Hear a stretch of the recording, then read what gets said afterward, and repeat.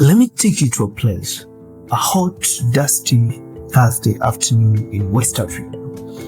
It's October 15th, 1987, about 4:15 p.m.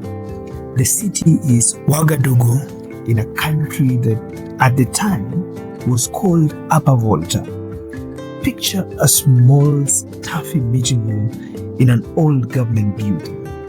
12 men are sitting around a table. Outside, the air is so thick with tension. And then the quiet is shattered.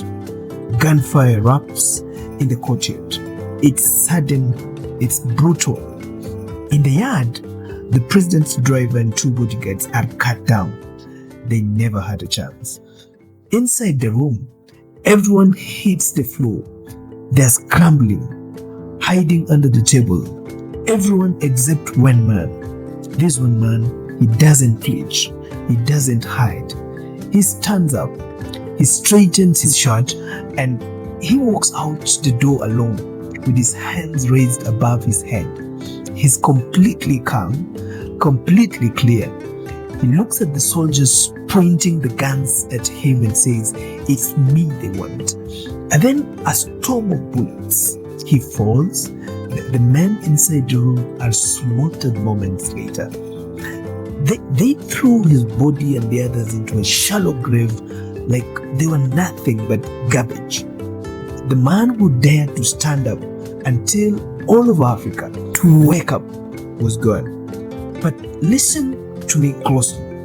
You can shoot a fire, but you cannot kill it. The flames don't die.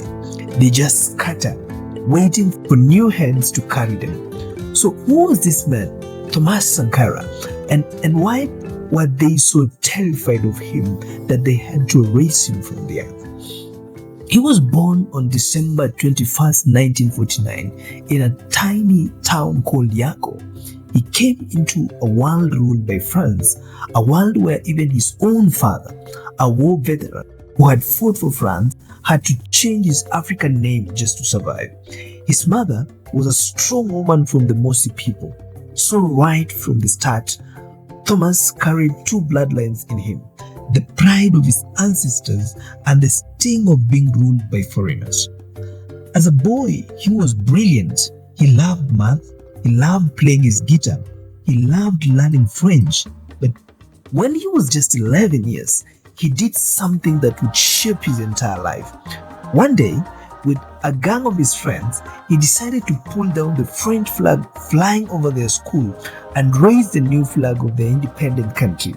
A group of European boys attacked them for it, and on that day, a child learned what it truly felt like to resist.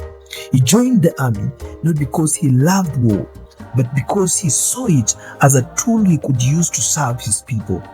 At the military academy, a secret revolutionary teacher named Adama Toure would pull him aside at night. By lamplight, he introduced him to forbidden books, Marx, Lenin's stories of revolutions in Cuba and China, the words of Africans' own firebrands like Lumumba and Nkrumah. But Sankara wasn't a copycat. He took these ideas and remade them for Africa. He once wrote in his notebook, "A soldier without political education is just a potential criminal." He was sent to Madagascar for more training. There he saw something new. He saw soldiers, the famous Green Berets, who didn't just shoot people. They built roads and schools with their own hands. He saw ordinary peasants rise up and topple a government that was too cozy with France. When he came back home in 1973, he was a changed man. He was a soldier who believed the gun must serve the people, not the other way around. He started changing everything he touched. He trained young recruits not just to fight but to read, to understand their rights, to see themselves as citizens, not just soldiers. He joined the engineering corps and built roads and schools with his own bare hands. When a pointless border war broke out with Mali, he became a hero by capturing enemy soldiers, but he hated every minute of it. He said, "Here we are, 2 poor African countries killing each other while France sits back and laughs." By the end of the 1970s, he was already known as the captain who refused privilege. He met and married a wonderful woman named Mary. They lived a simple life. Their kids went to public schools just like everyone else. But his country was rotting. There was corruption everywhere, endless droughts, and the heavy hand of French influence strangled everything. Over 90% of the people couldn't read. Life expectancy was just 44 years. Sankara watched this and he burned with anger. There was a string of military coups in 1980, 1982, 1983. Each time Sankara rose in rank, but each time he refused to play the corrupt game.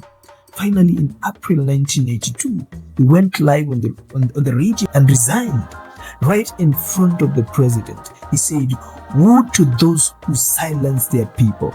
They arrested him, they demoted him, they tried to exile him, but the people didn't forget. Then came August 4th, 1983. At just 33 years old, with his best friend Blaise Compaoré by his side, Sankara took power in a swift, almost bloodless revolution. He became president of Upper Volta, and the first thing he did, he changed the country's name. He renamed it Burkina Faso, which means the land of the upright people. He changed the flag, he changed the anthem, he changed the very soul of the nation. He gathered his ministers and told them, from today, no more Mercedes cars, no first-class plane tickets, no pictures of me hanging in your offices, no one chants my name. He sold the government's fancy car fleet and made a bicycle his official ride. He declared his personal wealth publicly. 2 old cars, a guitar, some books, a fridge. That was it. Then he got to work. He launched a people's development program, and in just 1 year, listen to what happened. Food production shot up by 75%. They planted 10 million trees to stop the desert. They built over 350 kilometers of railway with people volunteering their labor. In just 2 weeks, they vaccinated 2.5 million children against meningitis, yellow fever, and measles. It was the biggest and fastest vaccination campaign Africa had ever seen. He built thousands of schools and clinics with the people from people. He said, "We don't want your aid. We don't want to be dependent. We want to feed ourselves, clothe ourselves, and house ourselves." And the women, let me tell you about the women. He stood up and declared, "There can be no revolution without the liberation of women." He banned forced marriages. He cracked down on female genital mutilation. He gave women the right to own land and work. For the first time, women had real places in his government, running the ministries of family, health, and culture. He sent girls to schools in numbers never seen before. He said, "We will never develop if half of our people are kept in chains." Now you can imagine how this went down with the big powers. He told the International Monetary Fund and the World Bank, "No, thank you." He stood at the United Nations in 1984 and said the debt is cleverly managed conquest of Africa. They led us into debt, they gambled, and they lost. We will not pay. He said, "He who feeds you controls you." He renamed the main avenue in Ouagadougou after Nelson Mandela, while Nelson Mandela was still in prison, and he gave him a Burkina passport. He stood with Cuba, with the Palestinians, with any freedom fighter trying to throw off the yoke of oppression. To France, to America, to every cold colonial power, this was terrifying. Here was a leader from a tiny landlocked, that poor country, proving that Africa could stand on its own 2 feet without begging for scraps. He wasn't just a leader, he was an idea, a virus of hope that was spreading across the continent. And they feared him more than anyone. But in the end, the knife didn't come from outside, it came from right next to him. Blaise Compaoré, his best friend, his brother, the man who had seized power with him, Blaise started to change. He started liking the nice things. He started making secret deals with the French, with the Ivorians, with anyone who would promise him power. He built his own personal army. Sankara saw it. He warned him. He begged him to remember what they fought for. On October 7, 1987, they had a final terrible argument. Sankara stormed out frustrated, saying, "I cannot govern like this." 8 days later, the commandos that Blaise had trained came for him. Thomas Sankara died at 37 years old. He died with his hands up trying to protect his comrades. 12 others died with him that day. Compaoré took over and told the world he had corrected the revolution. For 27 years, he buried the flame under a mountain of corruption and repression while France smiled and nodded. But remember, fire buried is just fire waiting.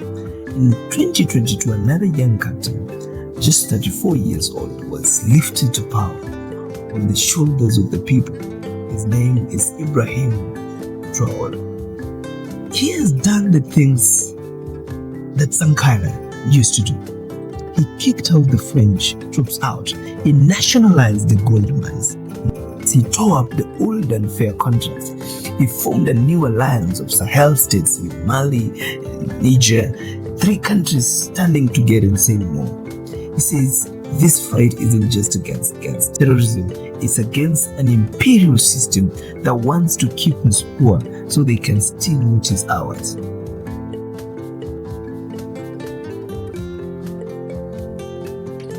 The question isn't whether Traoré is Sankara.